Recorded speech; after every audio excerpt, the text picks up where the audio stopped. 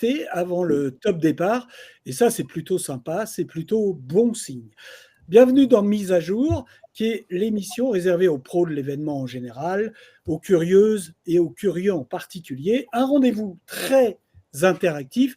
C'est comme ça que nous l'avons voulu pour vous permettre de poser vos questions à l'invité. L'invité aujourd'hui, c'est Domitille Quijer.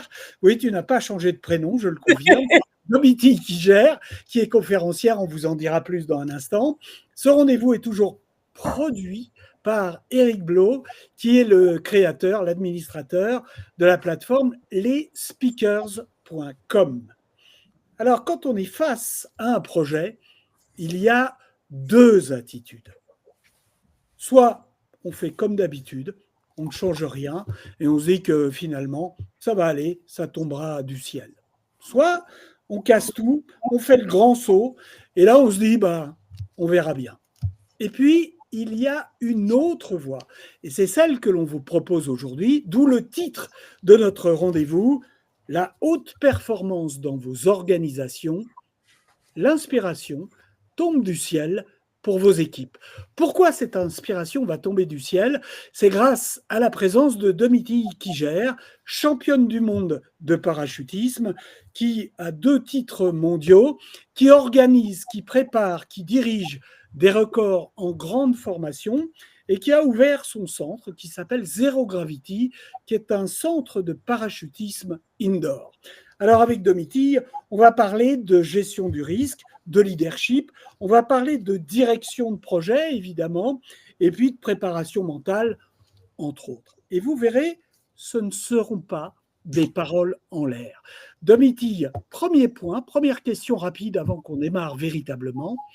Dans le parachutisme, il y a toujours un point d'interrogation sur le plus émouvant, le plus éprouvant. Est-ce que c'est le premier saut ou le deuxième saut?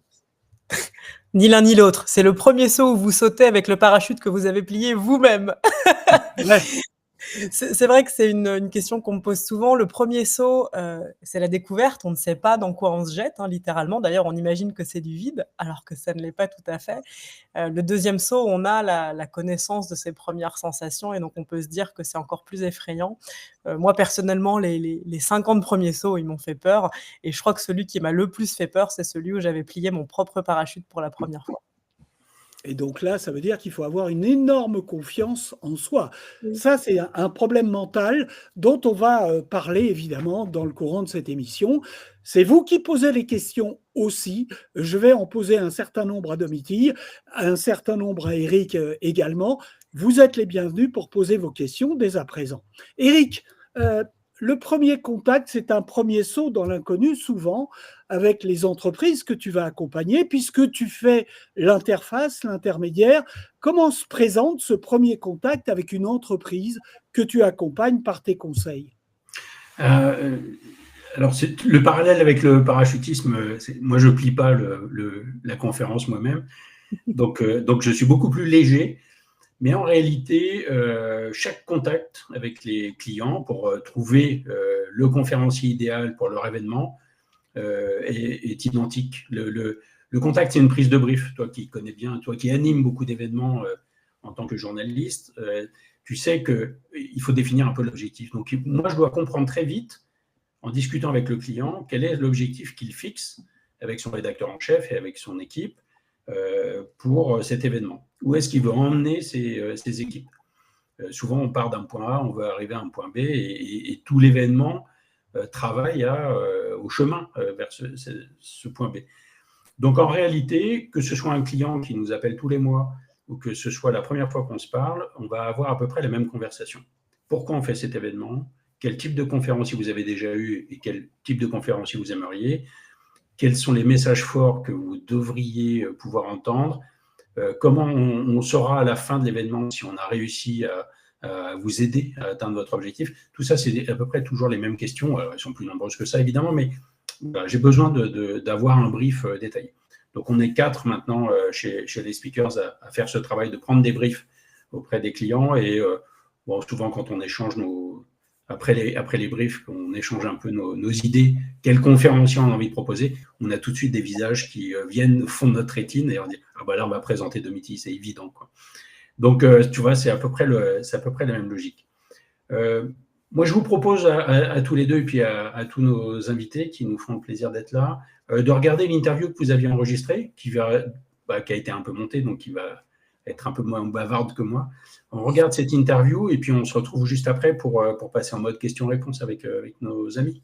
Ça vous convient? Très bien. Bon, alors on écoute nos micros.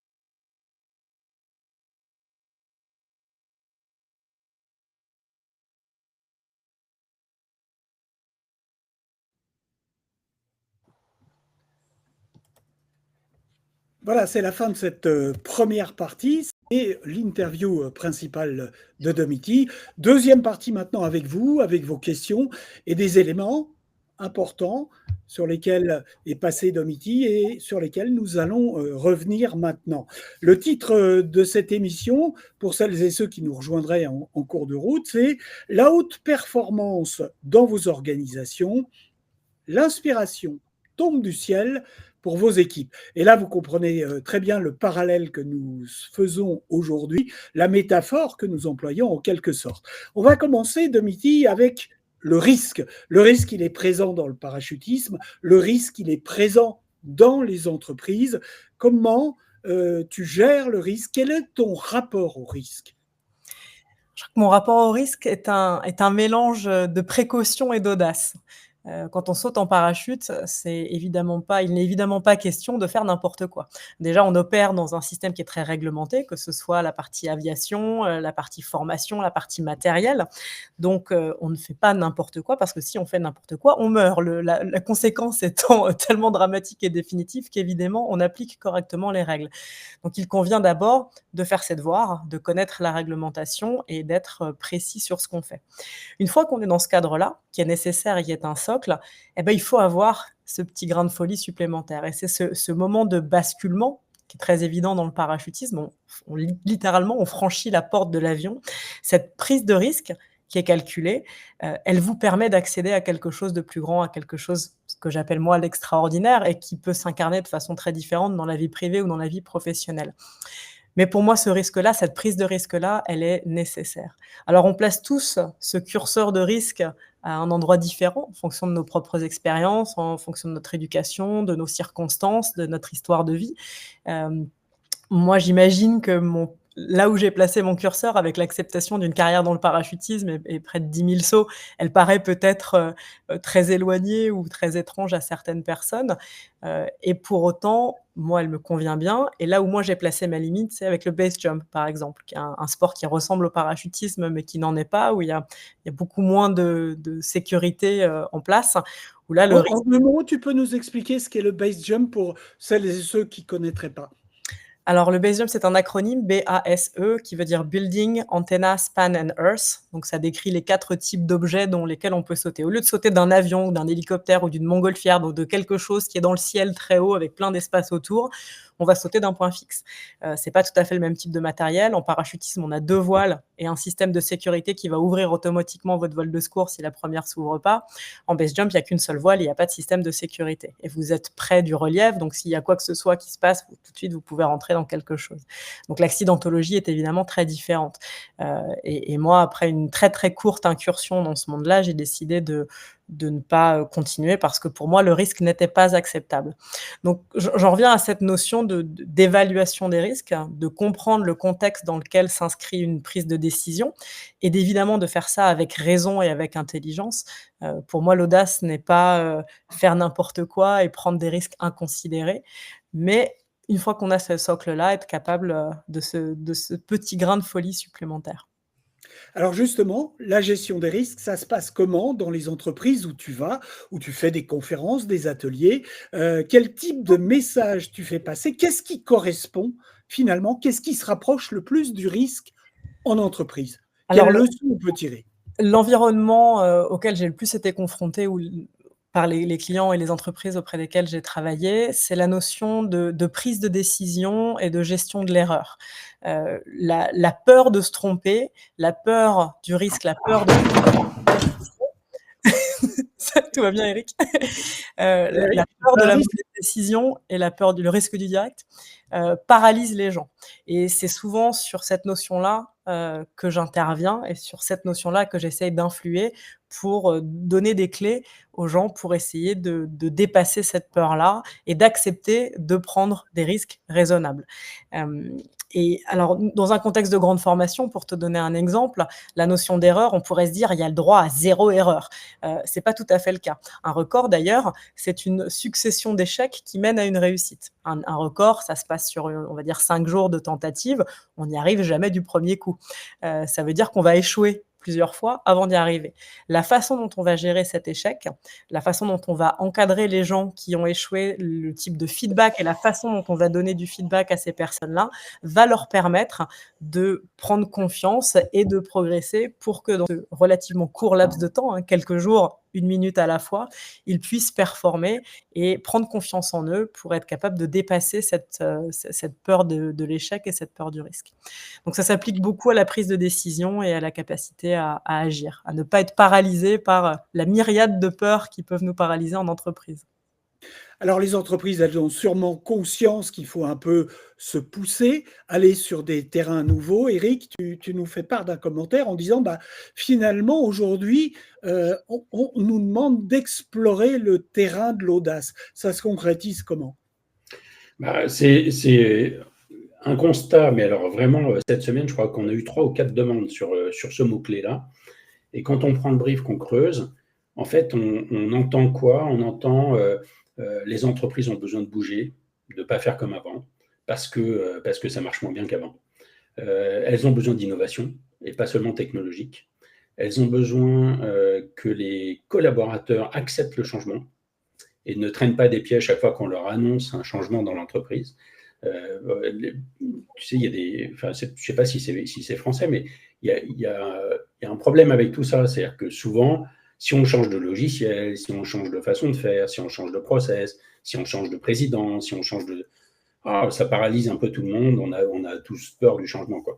Donc, cette histoire d'audace, cette histoire d'accompagnement du changement est quand même une thématique qui revient assez souvent, mais en plus très court terme. C'est pour des événements qui ont lieu cette année.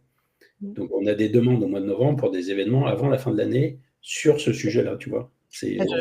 J'interviens jeudi prochain pour Pfizer, pour un groupe marketing de Pfizer sur ce sujet-là précisément. Et alors, comment en entreprise, Domitille, on peut concilier une gestion avisée et l'apport de l'audace nécessaire pour avancer? Quels sont tes points remarquables sur le sujet? Pardon, alors je suis désolée, le son a momentanément coupé, je n'ai pas entendu l'intégralité de ta question. Alors, je te la repose très rapidement. Comment en entreprise où on a besoin d'une certaine sécurité dans la gestion, on peut amener une audace qui est nécessaire pour évoluer et pour avancer? Quelles sont tes recommandations? Alors, pour moi, c'est vraiment assembler harmonieusement ce besoin de structure et ce besoin d'audace. La structure, des procédures opérationnelles, un cadre clair dans lequel chacun sait où il peut opérer, c'est le socle, de la même façon que nous, connaître son matériel, connaître les règles de sécurité, d'approche, d'évolution, sont essentielles. Sans ce socle-là, on se met en danger. Et il est bien évidemment ni en parachutisme, ni dans les entreprises, question de se mettre fortement en danger. Cela dit, il faut accepter ce moment de basculement. Et ce qui nous marche extrêmement bien dans le parachutisme, c'est se connecter à ce qu'on découvre dans cet après-basculement. Vous passez d'une peur parfois très très forte à un émerveillement complet en moins d'1 seconde en parachutisme, avec le moment où vous passez la porte. Et je pense qu'en entreprise, réussir à visualiser, à se connecter à l'objectif, au sentiment de fierté du travail accompli, au plaisir de travailler ensemble de façon efficace, au pouvoir du lien qu'on peut tisser avec ses collaborateurs, c'est très puissant. Et donc aller chercher cette vision, aller réfléchir à l'objectif, ça va vous permettre ce basculement. Bien. Alors, on a une question intéressante de Philippe pour parler de management. Je vais vous la résumer, qui nous dit en matière de management, finalement, l'habit ne fait pas le moine. L'efficacité d'un leader ne repose pas sur des apparences, ce qu'il appelle les hard skills, mais sur ses qualités profondes et concrètes, ce qu'il appelle les soft skills. Comment faire le parallèle avec le monde du parachutisme? Le parallèle fonctionne très bien. En parachutisme, les hard skills vont être les compétences techniques, c'est-à-dire la capacité à voler dans une orientation particulière ou la capacité à ingénieriser un saut, c'est-à-dire le dessiner, placer les gens dans les avions, dans la figure. Donc ça va être le côté hard skill. Et les soft skills, ça va être tout le reste, hein, la façon de communiquer, l'attention qu'on peut avoir aux gens, la compréhension qu'on a d'une équipe en particulier, de ses besoins, de ses forces et de ses faiblesses, hein, et la capacité à embarquer, toute l'équipe dans son sillage.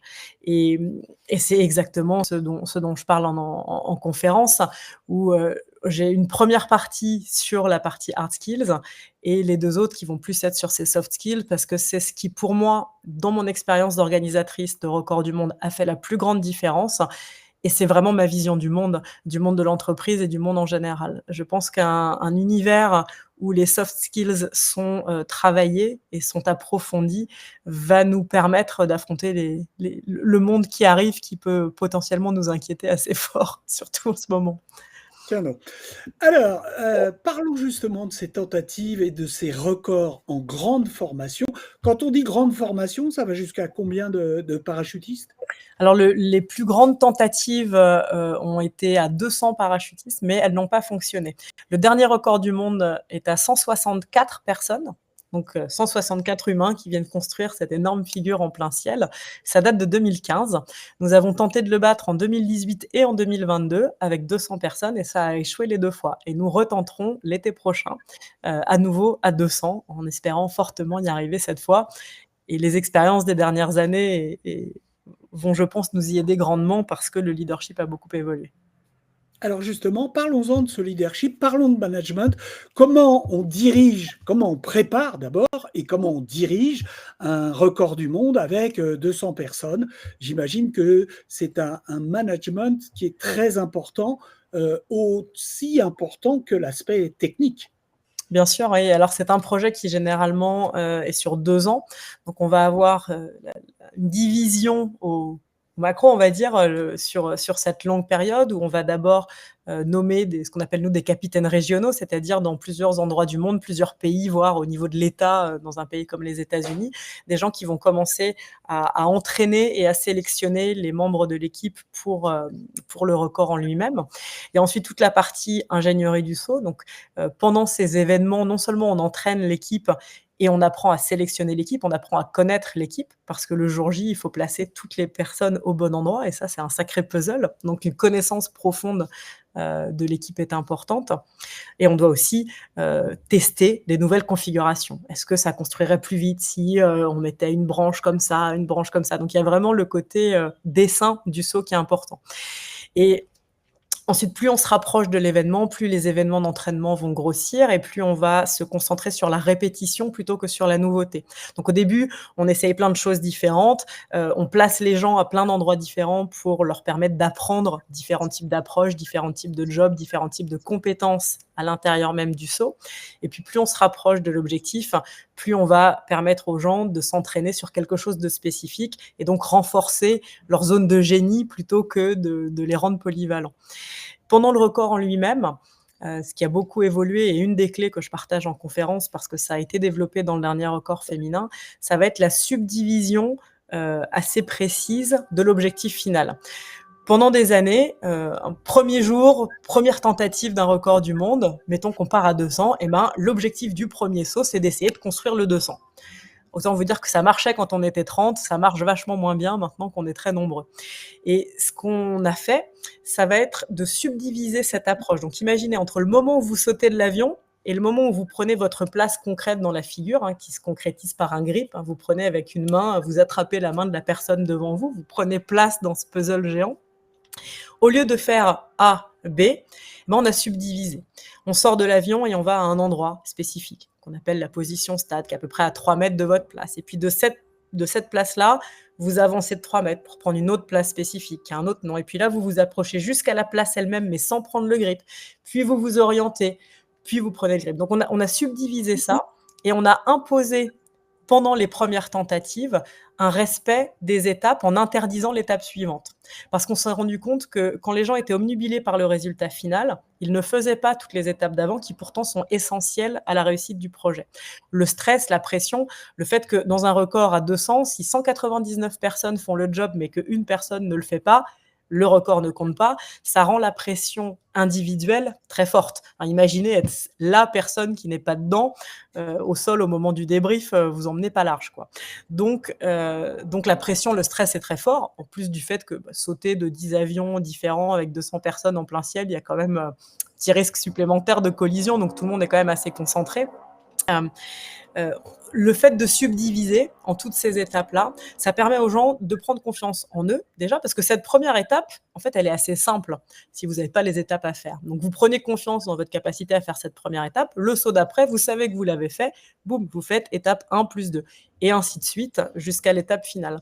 Donc, vous prenez confiance en vous et puis vous prenez aussi confiance dans votre entourage parce que les autres, ayant bénéficié de la même prise de confiance que vous, souvent volent, on appelle ça mieux voler plus propre. Tu vois, il y a moins de mouvements, les trajectoires sont plus précises.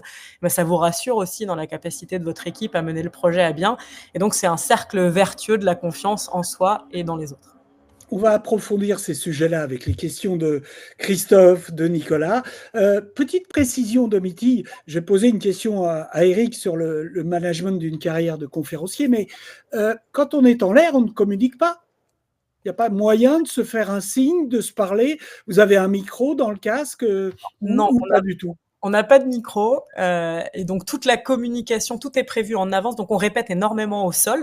Donc on passe du temps au sol on a des espèces de codes de la façon dont on va marcher parce que pour un record comme les 2 derniers dont je parle, on est tête en bas. Bon, au sol, on marche sur nos pieds, donc ça paraît anodin, mais en fait tout est inversé. Faites le test maintenant, mettez-vous tête en bas ou tête en haut, votre droite et votre gauche, ça va plus être la même.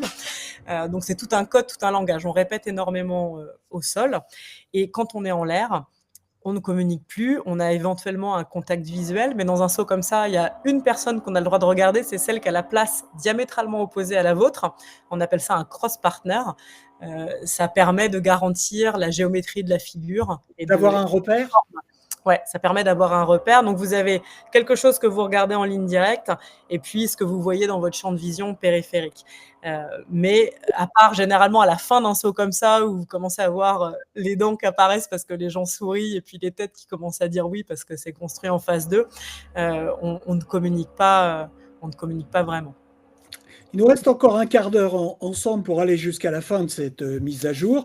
Eric, comment on manage une carrière de conférencier? Domitille nous parlait dans ses records d'un certain nombre d'étapes à respecter. Est-ce qu'il en est de même? Ouais, c'est moins du management que du soutien ou du service. Quand on est manager de conférencier, on est vraiment numéro 2 de binôme. Tu vois, on est derrière le conférencier, c'est lui qui montera sur scène le jour J. Donc la carrière d'un conférencier, en revanche, elle est assez complexe à créer. Il faut exister, il faut avoir un branding, il faut que les gens vous connaissent, vous reconnaissent. Il y a une partie négociation qui est assez rapide, en fait, le client a besoin, on présente un conférencier qui fait l'affaire et on va parler un peu argent. Puis il y a la partie livraison de la conférence elle-même qui, là, est le niveau d'expertise du conférencier et le résultat du brief avec le client. Créer la carrière, c'est, je vais pas raconter tout ça, mais par exemple, on travaille avec Domitille en ce moment, puis avec une petite dizaine de conférenciers à partir à l'international. Donc là, on fait un gros événement à Abu Dhabi fin janvier, avec dans la salle des directeurs de communication événementielle d'entreprises qui viennent écouter et rencontrer les conférenciers, y compris des Français que nous représentons. Donc, tu vois, ça peut aller jusque-là. La question de Christophe, elle est intéressante. Dans certaines entreprises, on nous encourage à oser, quitte à échouer et à apprendre de nos erreurs, avec tout l'impact sur la santé mentale des personnes. Pour Domitille, l'échec risque par contre d'être fatal. Alors, dans le cadre d'un record, c'est plus une très grosse erreur qui pourrait être fatale. L'échec, c'est juste que le record ne fonctionne pas et on rentre chez nous sans record. Ça nous est arrivé beaucoup ces dernières années. Le risque de mort, il est évidemment possible, mais réduit à son plus proche degré de zéro par la sélection qu'on fait de l'équipe qui part. C'est-à-dire qu'on ne va évidemment pas laisser sauter quelqu'un avec nous qui n'a pas énormément d'expérience et qui ne s'est pas énormément entraîné pour participer à ça. Donc il y a une sélection à l'entrée qui est vraiment drastique et qui s'échelonne donc sur 2 ans généralement, qui fait que toutes les personnes qui sont dans un saut comme ça ont démontré sur d'abord des très petits sauts et puis progressivement des sauts de plus en plus gros qu'ils étaient capables d'approcher et de partir de façon sécurisée. Le gros risque, hein, c'est un risque de collision. C'est ça le danger dans un saut comme ça. Donc évidemment, on ne prend aucun risque sur ça. On ne laisse absolument pas quelqu'un venir sur un saut comme ça qui n'a pas montré patte blanche de façon très répétée et très progressive. Donc moi, je me sens jamais en danger de mort quand je participe à quelque chose comme ça, même si évidemment un accident peut toujours arriver. Ça n'est jamais arrivé en 20 ans de record que quelqu'un ait un accident mortel sur un saut comme ça. Parce que, étant plus dangereux par nature, ils sont aussi extrêmement encadrés et la sélection est drastique à l'entrée. Donc dans ce que je partage principalement en entreprise et ces histoires de leadership autour du record, pour moi le danger, le risque fatal ne rentre pas vraiment, en ligne de compte. Ensuite, si on se rapporte au parachutisme en général, qui bien évidemment est un sport où un accident tragique peut arriver, c'est finalement le cas dans beaucoup d'autres choses et statistiquement, il n'est pas très élevé en parachutisme par rapport à beaucoup d'autres sports ou voire même d'autres activités de la vie courante. Donc là, on en revient au risque de la vie, qui fait partie de ce jeu dans lequel nous sommes projetés à la naissance et dans lequel nous sortons d'une façon ou d'une autre à un moment. Alors, les questions suivantes sont sur le management, sur l'aspect mental qui est très important. Question de Nicolas. Si je saute en parachute, je t'écoute, je te crois, je te reconnais comme experte, mais dans l'entreprise où le manager par défaut est défié dans son autorité, comment appliquer des règles du parachutisme pour développer son leadership? Alors la question de l'autorité, hein, la reconnaissance de l'autorité à quelqu'un, elle est hyper importante et nous, dans le parachutisme, on a des exemples aussi, hein, de gens qui décident d'organiser des événements qui n'ont pas nécessairement l'autorité nécessaire parce qu'ils n'ont pas nécessairement la légitimité nécessaire et généralement ça ne fonctionne pas. En entreprise, évidemment, le cadre est différent. J'entends parfaitement que parfois on se retrouve avec un manager ou quelqu'un dans une position d'autorité qui n'a pas nécessairement la légitimité ou en tout cas les soft skills pour être à la hauteur de la tâche qui lui est confiée. Et ça, malheureusement, c'est quelque chose auquel j'ai pas vraiment de réponse parce que nous, ça ne peut pas, à très haute échelle en parachutisme, ça ne peut pas arriver. Ouais. Alors, il ne faut pas confondre deux choses. C'est l'expertise que peut avoir un manager dans le domaine et son expertise du management. Si on est dans le sport, je peux vous rappeler par exemple que Bob Bowman, l'entraîneur de Léon Marchand, l'entraîneur américain de Léon Marchand, n'a jamais été un compétiteur d'exception dans la natation. En revanche, ses qualités de management d'entraîneur sont bien réelles. Autre question, la préparation mentale. Alors Christophe nous dit qu'il est intéressé par savoir comment vous procédez, avec qui vous travaillez finalement. Est-ce qu'il y a des psychologues, des sophrologues, de la visualisation? Comment se passe la préparation mentale dans le domaine, par exemple, de la préparation d'un record en grande formation? Ouais. Alors, on ne travaille pas avec des psychologues, mais par contre avec de la préparation mentale et des choses qui ressemblent à de la sophrologie énormément. Les deux aspects clés pour nous, ça va être la visualisation et ensuite la gestion de son stress par de la respiration, de la cohérence cardiaque, ce type d'exercice. La visualisation, c'est le meilleur ami du parachutiste. Quand on fait un saut, ça dure entre 50 secondes, 1 minute, c'est donc un temps qui est très, très court et qui ne peut se produire qu'un certain nombre de fois dans la journée. Moi, à mes plus hautes heures d'entraînement en équipe de France, on faisait 15 sauts par jour, on y passe du lever au coucher du soleil, on y passe notre journée. Ça veut dire qu'on a fait 15 minutes d'entraînement, techniquement, de notre sport. La soufflerie a un peu changé ça, mais c'est donc un temps très court. La visualisation, ça nous permet donc d'anticiper ça et de nous préparer au mieux à affronter les conditions réelles du vol. Moi, c'est quelque chose sur lequel je me suis formée et je pense que ça a fait partie de mon ascension dans ce milieu-là et dans cette position de leadership. C'est que j'ai été une des premières à insister très lourdement sur ces aspects-là dans les records. C'est même devenu presque une petite private joke avec la team française de gens qui participent au record, parce que je leur ai beaucoup parlé de visualisation. Nos cerveaux sont assez exceptionnels à ce niveau-là. Ils font pas vraiment la différence entre quelque chose qui est visualisé et quelque chose qui est fait.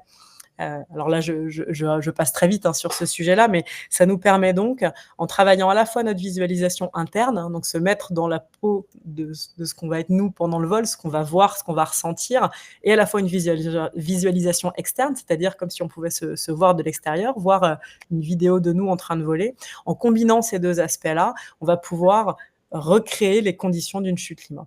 Et donc, se retrouver en l'air en ne découvrant pas quelque chose, mais en ayant l'impression de l'avoir déjà fait à de nombreuses reprises.